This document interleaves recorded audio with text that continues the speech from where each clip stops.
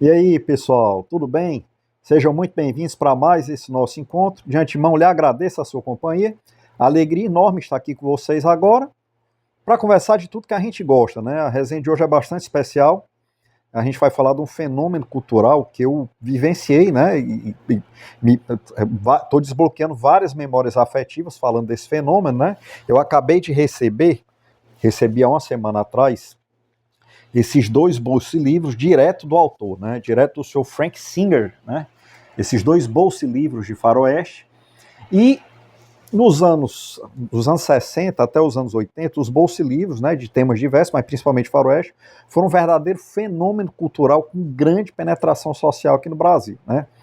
E a gente vai falar sobre isso, a gente vai dar uma boa contextualizada, vai falar sobre o fenômeno cultural que foram os bolsa-livros. A gente vai falar sobre a história desses livrinhos, a gente vai falar sobre o autor desses livros, que me mandou esses livrinhos, né?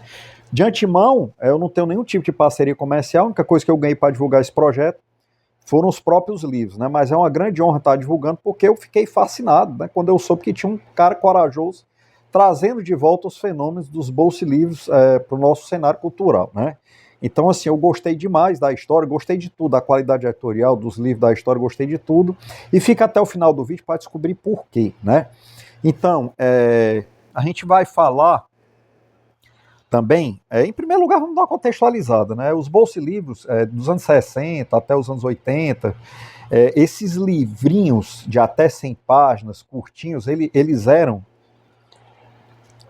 extremamente populares no Brasil, tinha uma penetração incrível, né, em todas as classes sociais, desde empresários, desde pessoas da classe A, até o pessoal da classe trabalhadora, muito popular entre caminhoneiros, porteiros de prédio e tal, tinha uma penetração social incrível. E assim, eram livrinhos de até 100 páginas, histórias curtas, com a temática bastante testosterônica, digamos assim, né, principalmente de faroeste, mas tinha também de guerra, tinha de espionagem, policiais, até de sacanagem também, mas os mais populares eram esses livrinhos de faroeste aqui. E assim, você encontrava em todo canto, né? Bancas de revistas, tinha bancas de revistas que trocavam esses livrinhos, você lia, levava lá, pegava outro, com certeza pagando uma pequena taxa, mas era bastante popular e tinha muita penetração, era uma companhia bem típica do brasileiro, né? E a editora que mais se destacou na época foi a editora Monte Rei, né? Esses livrinhos eram escritos no Brasil, eram escritos em Portugal, na Espanha, né? E, e eles tinham os autores eram bastante prolíficos, né? Eles produziam muito, né? Essas histórias estavam sempre se renovando, né? E eu me lembro demais, eu vivi isso aqui intensamente. Eu sempre fui rato de banca de revista, sempre gostei muito de faroeste. Embora o meu foco fosse histórias em quadrinhos na época, né, na minha juventude e adolescência, eu sempre via esses livrinhos e eventualmente estava lendo, junto com aqueles livros de ficção científica do Perry Rodin e outras coisas que eram muito populares em banca, né? Então vivi bastante esse fenômeno cultural, né? E eu lembro que a minha falecida avó, ela passava horas fazendo tricô naquelas cadeiras de balanço estilo tonê de madeira. E quando ela cansava, ela pegava essa literatura de banca, né? Aqueles romances Água com Açúcar que tinha nome de mulher, né? Júlia, Bianca. E depois ela pegava esses livrinhos de faroeste. Então, assim, na casa do meu avô tinha uma capatazia, né? Um capataz, um motorista, e esses livrinhos de faroeste rodavam entre os funcionários e a dona da casa, né? E quando eu ficava lá na minha adolescência, eu também entrava no circuito, eu lia também esses livrinhos, né? E eu me lembro bem que era um conteúdo violência, sexo, é um conteúdo bastante testosterônico, o foco é na história, né? História normalmente muito impacto, normalmente com muito plot twist, né? Como chamam, né? Reviravolta na história, histórias muito bem contadas, muito bem boladas, né? Com um background histórico muito sólido e esses livrinhos aqui da coleção que eu recebi, da coleção Oeste Vendetta, do autor Frank Singer, eles são representantes não só à altura, como até superiores aos faroestes, aos bolsilivros que eu lembrava, porque a qualidade editorial aqui é muito superior. A gente tem papel cartão aqui de altíssima qualidade, né, dentro e fora, e os que eu lembrava era papel jornal de terceira qualidade. Naquela época a qualidade editorial era muito ruim, né? Esses livrinhos eles eram conhecidos no Brasil como quadrinhos para adultos, né? Porque quadrinhos na época era sinônimo de edições de baixíssima qualidade e baixíssimo custo, né? Hoje é o contrário, quadrinhos é extremamente gourmetizado e você ler quadrinhos é mais caro que ler livro. Mas na época não, o quadrinho era a literatura que tu comprava assim com o dinheiro do troco da padaria, entendeu? Não. Então esses livros eram conhecidos como quadrinhos para adultos, justamente porque era muito barato e a qualidade editorial muito baixa, né? Mas esse aqui ele trouxe de volta, a gente vai falar mais tarde sobre o autor, sobre o Sr. Frank Singer, né, que me mandou esses livros, uma grande honra ter recebido. Muito obrigado, Frank. Thank you, Frank. E assim, a primeira coisa que eu notei é que a qualidade editorial é muito superior do que os bolsa livros originais, né? Então, a gente vai falar aqui da coleção Oeste Vendetta. Eu recebi 2 títulos aqui, né? 2 Irmãos e O Padre, né? Então, assim, como eu falei, esses livrinhos, a história, as histórias são altamente testosterônicas, né? Você tem sexo, você tem violência demais e muita masculinidade tóxica, né? Então, assim, o mundo meio que mudou, mas ainda tem uma demanda muito grande para esse tipo de coisa. Eu particularmente achei muito legal. E assim, eu acho que esses livros, eles são muito bons no que eles se propõem a ser, né? Você não vai encontrar aqui uma literatura profunda, com maiores digressões, reflexões. Você vai encontrar uma companhia que vai ter o seu momento, né? Por exemplo, no avião, num café, no ônibus, numa hora que você precisa de uma história legal de fácil absorção. Então esses livros cumprem muito bem o seu papel, né? A partir dos anos 80 eles foram perdendo força, né? E deixaram de existir, porque passaram a concorrer a nível pessoal com esse tipo de companhia aqui, né? Companhia digital, conteúdos efêmeros e rápidos. Mas agora eles estão voltando, né? Principalmente pelas mãos desse projeto aqui. Tem outros projetos também, mas esse aqui foi o que eu tive acesso e eu confesso que eu gostei demais, senão eu não estaria nem resenhando. Gostei bastante, né? Então, de que trata essas histórias, né? Então aqui, o primeiro que eu li foi esse 2 Irmãos aqui, por exemplo. Então o livrinho, eles são muito bem estruturados, né? Sempre começam com uma citação célebre, né? Aqui ele tem uma citação do filósofo romano Sêneca, que por sinal eu li bastante, né? Citação do Sêneca: quem poupa os maus prejudica os bons. E eu separei aqui a primeira página, eu separei uma página de cada para vocês terem uma ideia de conteúdo. Como é um conteúdo impactante, né? Então, esse 2 Irmãos começa assim: o mordomo Brennan colocou o ouvido junto à porta e esperou. Sabia que iria ouvir o que se passava dentro do gabinete. E ouviu. Os gemidos da mulher eram inconfundíveis. O arfar do homem também. Esperou mais um pouco, com um sorriso nos lábios. Depois bateu com determinação. Sabia que iria assustar o casal, mas era seu dever e sua obrigação. Ele chegou, senhor governador. Houve um barulho por detrás da porta fechada, roupas farfalhando, arrastar de cadeiras. Um momento, Brennan. A voz do homem era forte, acostumado a mandar. O mordomo aguardou. Conhecia o ritual do seu patrão e sabia quando ele estava acompanhado, pois a porta ficava trancada e com a cadeira do lado de fora virada de forma estranha. Era um sinal entre ambos. Pouco depois a porta se abriu e o homem, ajeitando as roupas, sorriu para Brennan.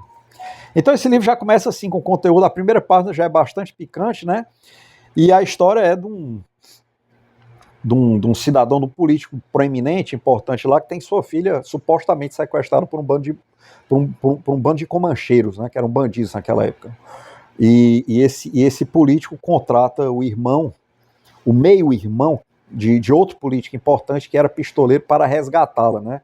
Então a história tem várias reviravoltas, é uma história muito legal, com muita violência, muito sexo, gostei bastante. E esse foi o primeiro que eu li. O segundo que eu li, eu fiquei fascinado pelo personagem que o Sr. Frank Singer criou, né? Esse padre aqui é um padre que é pistoleiro, que é assassino, né?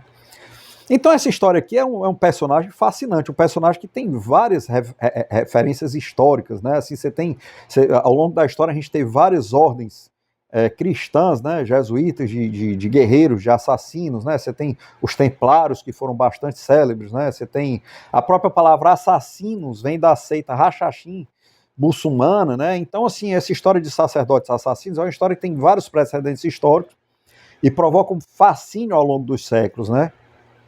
Então o Sr. Frank criou um padre aqui que é um pistoleiro, e a história, basicamente, a origem do cara é o seguinte: um grupo de bandidos vai numa missão cristã e provoca lá uma chacina com requintes de violência e crueldade, né? Os poucos sacerdotes que sobreviveram começam a criar um jovem, preparar um jovem desde cedo para ser um sacerdote, mas para ser também um assassino, porque aquela região do Faroeste lá era uma região extremamente brutal, que não tinha lei, e eles chegaram à conclusão que para levar a palavra de Deus para os locais, para o Velho Oeste, o cara precisava saber atirar também. Então a gente tem esse personagem fascinante aqui no livro O Padre, né? E eu confesso, eu gostei muito da história dos dois, mas esse personagem aqui que eu fiquei fascinado, né? Fiquei fascinado por esse personagem. E aqui ele começa com. As letras nesse aqui são menores. Ele começa com a citação bíblica, né? Citação bíblica.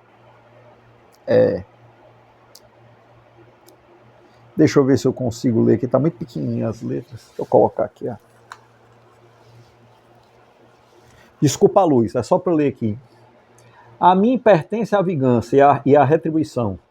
No devido tempo, os pés deles escorregarão, o dia da sua desgraça está chegando e o seu próprio destino se apressa sobre eles. Deuteronômio, versículo 32 ao 45. Então, o outro começa com a citação filosófica de Sêneca, que esse aqui começa com a citação bíblica, né? O autor tem esse cuidado na narrativa. E eu separei mais uma página desse livro aqui para vocês terem ideia do conteúdo, né? Então, na hora que o padre rende lá um dos assassinos, o assassino olha para o padre e fala assim: obrigado, padre, agora eu entendo. Sim, eu quero me confessar. Se estou condenado, que seja assim. Joseph, que era o nome do padre, né? Joseph parou na frente do assassino e de cima olhou fixamente. Era uma alma perdida, sem salvação. Tolo, se pensava que poderia, com a simples confissão, obter o seu perdão. Não cabia a ele perdoar aquele monstro que havia transitado tempo demais sobre a terra. Cabia a ele, tal qual um anjo vingador, libertar a terra daquela presença maldita e devolvê-la às profundezas do inferno, de onde jamais deveria ter saído. Colocou a mão sobre a cabeça do bandido e com voz doce pronunciou a seguinte oração: em nome de nosso Senhor Jesus Cristo, de nosso Senhor Deus Pai, eu condeno Johnny Louco a penar pelas chamas do inferno pelo tempo da eternidade, pois você não tem salvação. A cada palavra senti o homem tremer e começar a chorar. Eu vim para libertar você, Johnny Louco. Apenas isso, vá em paz. E sacando o revólver, atirou diretamente na cabeça do homem. Cara, então aqui é tiro, porrada e bomba. Testosterona pura esses livrinhos, entendeu? E assim, eu gostei demais. Eu acho que do que ele se propõe a ser, que é uma leitura casual, uma leitura sem muita profundidade, uma leitura de companhia, eles são fantásticos, eles têm sim um espaço, eles merecem voltar. E outra coisa, eles foram muito responsáveis por criar em várias gerações de brasileiros o hábito da leitura, né, que é uma coisa muito importante também. Então, assim, no meu caso específico, eu sempre compartilhei aqui que na minha rotina de leitura eu começo com um livro, né, livro de história, que existe reflexão e tal, e quando eu canso eu passo por uma história em quadrinho, né, e a minha leitura é extremamente satisfatória e prazerosa, né, a minha sessão. Só que na última semana, ao invés de passar para a história em quadrinho, eu terminei minha leitura e passei para esses livrinhos aqui, li os dois. E funcionou muito bem, né? Um desses aqui, esse aqui, eu coloquei dentro da minha bolsa. Eu também sempre gosto de andar com livro de bolso na minha bolsa, para no eventual break, um café, uma coisa, eu leio algumas páginas e tal. E esse tipo de literatura funciona muito bem, né? Porque às vezes num break você não tem condição de se concentrar e refletir no que você está lendo muito, né? Você quer só uma história mesmo. Então, assim, eu acho que esses livrinhos funcionam muito bem hoje ainda, né? Então, eu não poderia recomendar mais. Eu gostei bastante. Logicamente, você tem que avaliá-los com o que ele se propõe a ser, não uma leitura casual, né? Um avião, um ônibus, um café.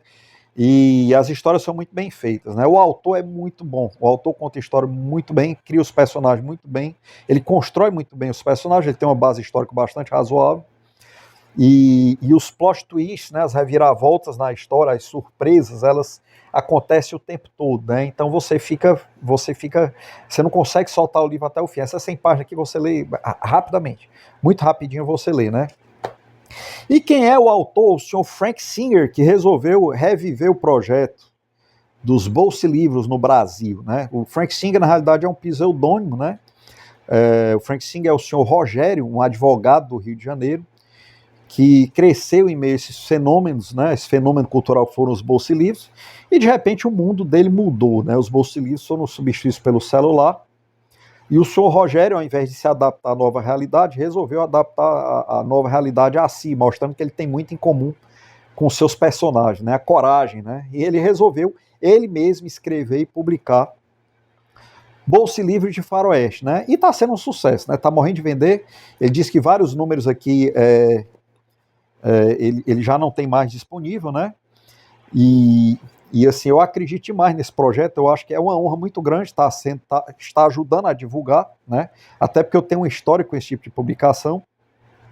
Eu acredito muito que ela terá o seu espaço, né? Não tem a menor dúvida que ela terá o seu espaço. Eu acho que o Bolsilivro, ele não vai sobreviver com a penetração que ele já teve social, até por causa do celular, concorrência muito grande. Porém, ele vai sobreviver com o seu nicho, né? Que é uma sobrevivência até muito mais consistente, porque o integrante do nicho, ele tem como se fosse um culto, né? Ele cultua aquele tipo de obra, aquele tipo de formato.